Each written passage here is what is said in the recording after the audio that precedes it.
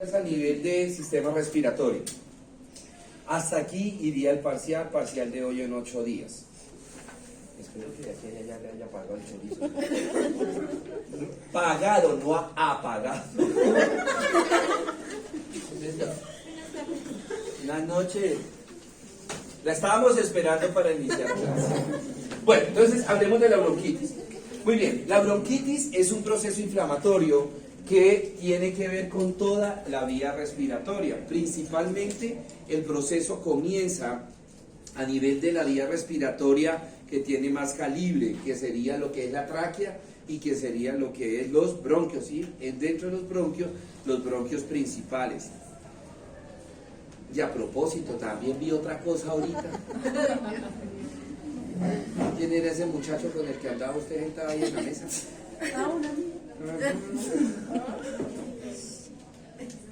No, es que usted el que menos corre vuela y el que menos puja bota una lombriz.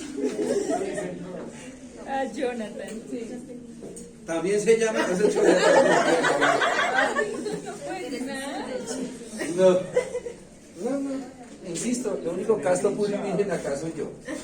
Muy bien. Entonces compromete la vía aérea desde la tráquea a los bronquios, y dentro de los bronquios principalmente los bronquios principales, pero inicia allá, pero el proceso se puede extender, y obviamente en la medida que se va extendiendo el proceso, pues la sintomatología del paciente se va agudizando y se va complicando. Esta imagen, entonces, tengámosla en cuenta que esto lo van a escuchar y lo van a ver. Ya empezó a toser usted para volarse ahorita para el partido, ¿no? Es riondo. No ha tosido en toda la tarde. Listo. Ellos piensan que a mí me torearon del monte con espejo. Esto que ustedes están viendo acá, esto es lo que se llama el broncoespasmo. Que todos los procesos respiratorios cursan con broncoespasmo. Todos los procesos respiratorios cursan con broncoespasmo. Ese broncoespasmo también lo pueden encontrar como hiperreactividad bronquial. ¿Sí? Ese broncoespasmo, ¿por qué se caracteriza? Entonces, edema de la pared bronquial. Más adelante no, en otra enfermedad está esto. Constricción del músculo liso bronquial.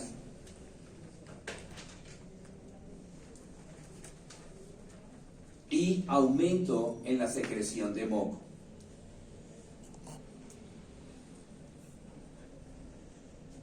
¿Sí? Estos tres elementos es la tríada que forma, por así decirlo, el broncoespasmo o la hiperreactividad bronquial. Y acá lo podemos ver. Miren el calibre, la luz del bronquio, ¿cierto? Mire cómo está acá, cerrado.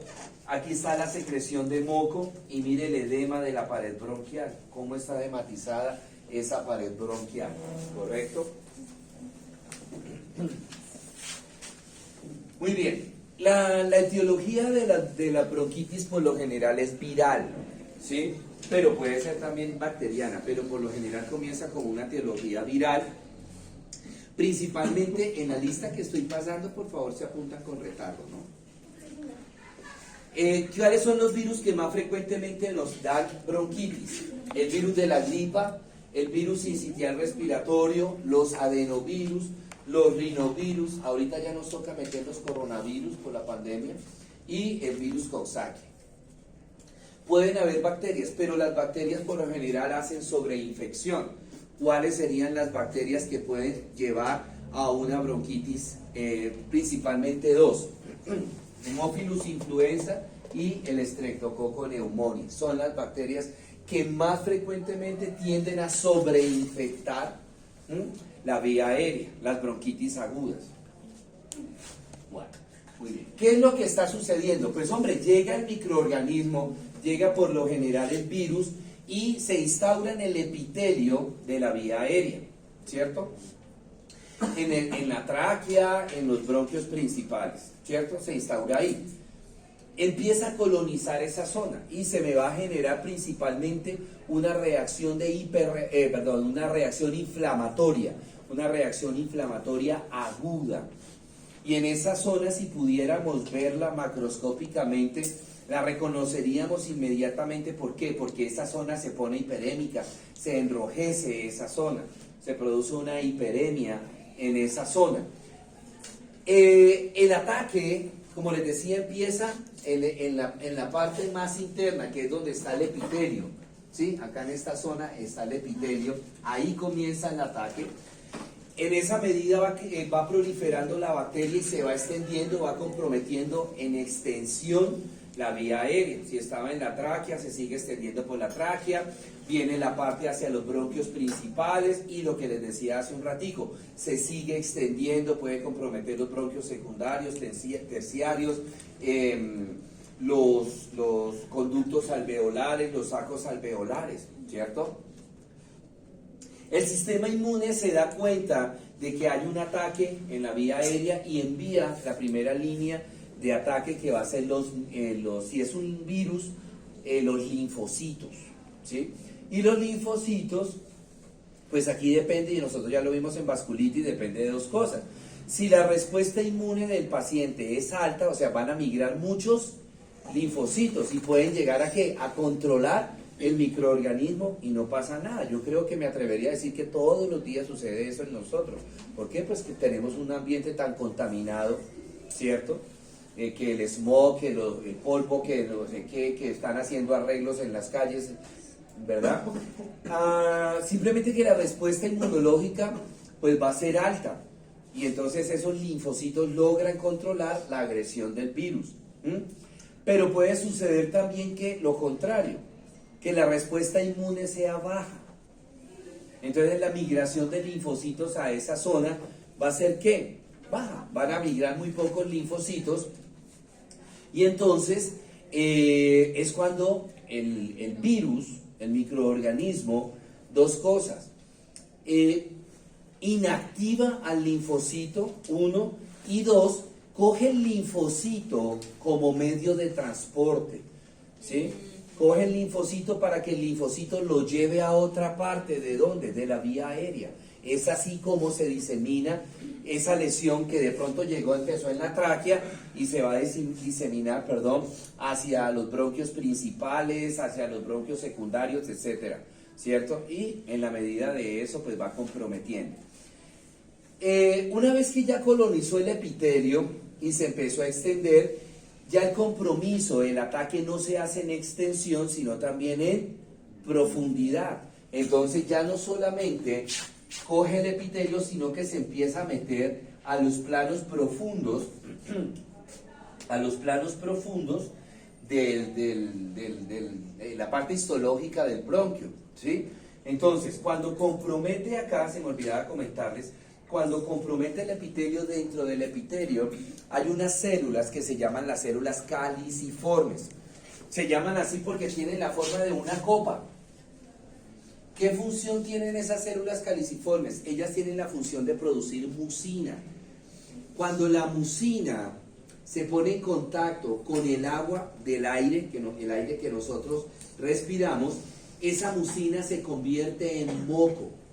Y ese moco lubrica la vía aérea.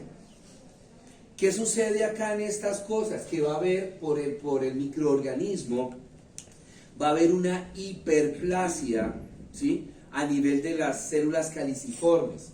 Y entonces se va a ¿qué? Aumentar la producción de moco. Primer signo de la triada del broncoespasmo, aumento de la secreción de moco. Una vez que ya sucedió eso, les decía que el ataque ya no se hace en extensión, sino también en profundidad. Entonces comienza a atacar la segunda capa histológica del bronquio, que es la capa muscular. ¿Sí? Es la capa muscular, ¿verdad? Y entonces aparece el segundo signo del broncoespasmo, constricción del músculo liso bronquial. ¿Sí? Y luego sigue el ataque en profundidad y ataca la capa serosa o la capa mucosa, ¿sí? Y es ahí donde se va a producir la extravasación de líquido, de agua. Se empieza a salir agua de las células que están en la capa serosa y viene el tercer signo, que es edema de la pared bronquial. ¿Qué es un edema? Acúmulo de agua, ¿sí? Acúmulo de agua. Entonces ahí está lo que sucede, el microorganismo, lo que me genera en su ataque. Nosotros tenemos dos tipos de bronquitis.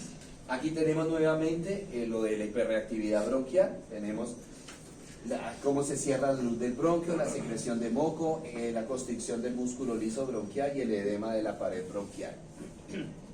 Muy bien.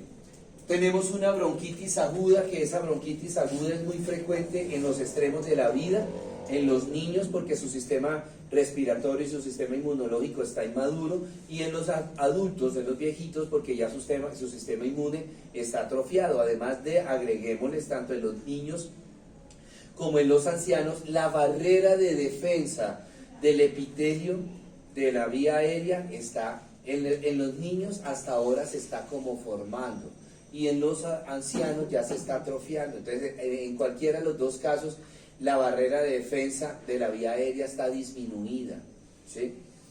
Bueno, muy bien. La bronquitis crónica es simplemente ataques repetitivos de la bronquitis aguda, porque el paciente tiene un factor desencadenante que constantemente se está repitiendo. Quizás el principal factor desencadenante de una bronquitis crónica es el tabaquismo. Si ustedes se dan cuenta, las personas que fuman, hablemos los fumadores crónicos, ¿sí? Cualquier gripita se les convierte en ¿qué? En bronquitis. ¿Por qué? Porque ellos siempre van a tener, por acción de los contaminantes del cigarrillo, ellos siempre van a tener la vía aérea así, siempre, ¿sí? Ya no van a tener la vía aérea así.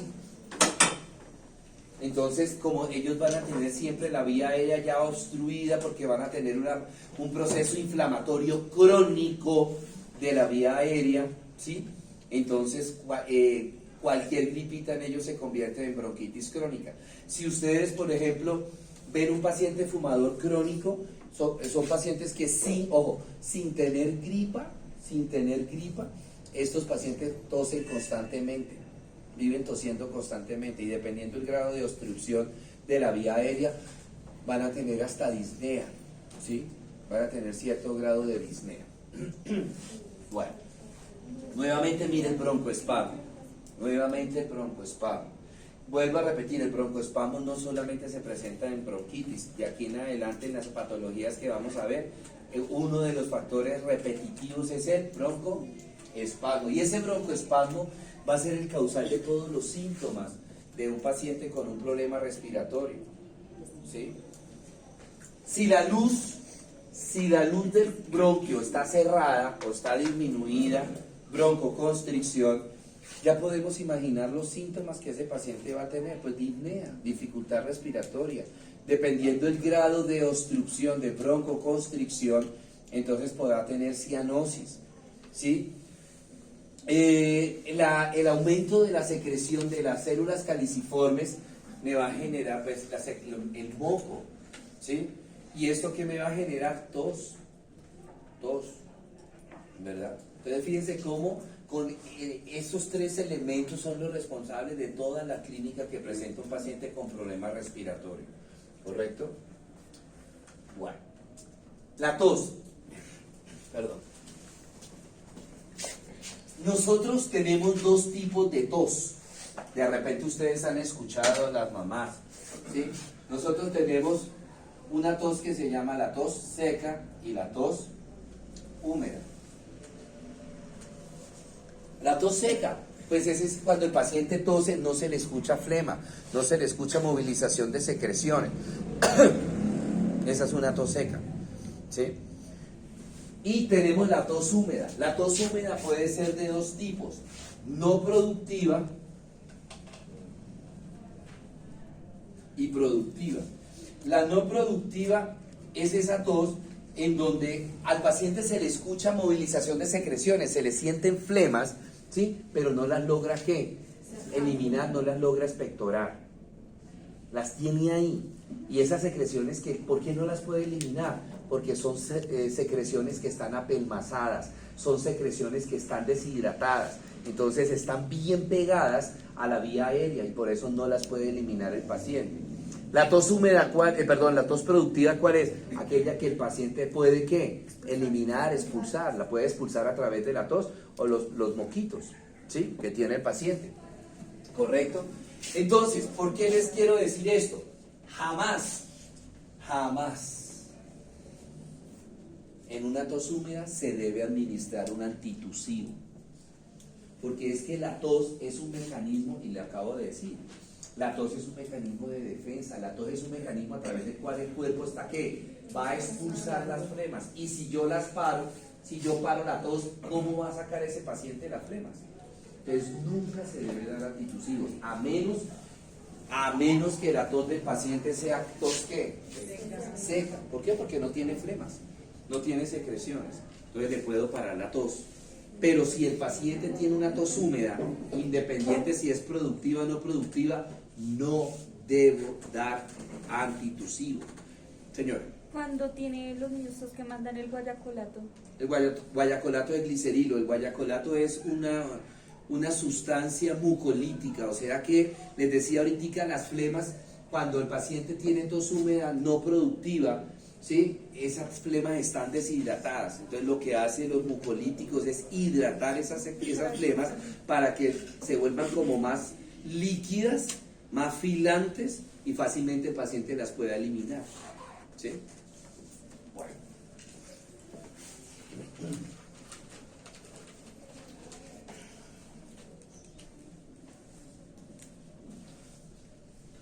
Ok. Bueno, ¿qué otros síntomas tiene el paciente? La expectoración, ¿sí? La expectoración, las flemas. Entonces esa flema puede ir desde un color amarillento hasta un color verdoso. Cuando uno tiene un paciente con unas secreciones, unas flemas verdes, eso me está indicando que ya hay sobreinfección bacteriana. Les toca meterle antibiótico. Si la secreción es mucopurulenta, es viral. No tengo que darle antibiótico. Hay veces que uno ve, y con todo el debido respeto, eso es lo que hacen en las farmacias. Es que el niño tiene tos y que no sé qué, y le mandan, no sé, amoxicilina, acitromicina, bueno, en fin, le mandan un pocotón de antibióticos. Pero ¿para qué si es un virus?